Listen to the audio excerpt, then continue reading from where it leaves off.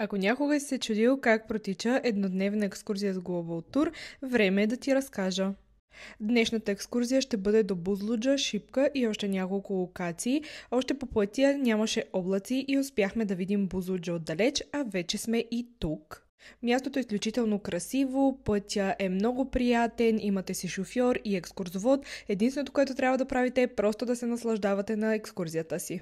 Бузлуджа е исторически връх в Стара планина, известен с битката между четата на Хаджи Димитър и османските войски през 1868 година. Време е да се отправим и към втората локация за деня, а именно Шипка. Изкачихме всичките стъпала за около 15 на минути и вече сме на върха.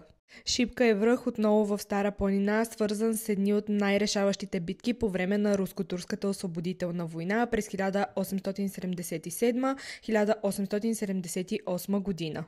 На върха се издига паметник на свободата, изграден в чест на загиналите за освобождението на България.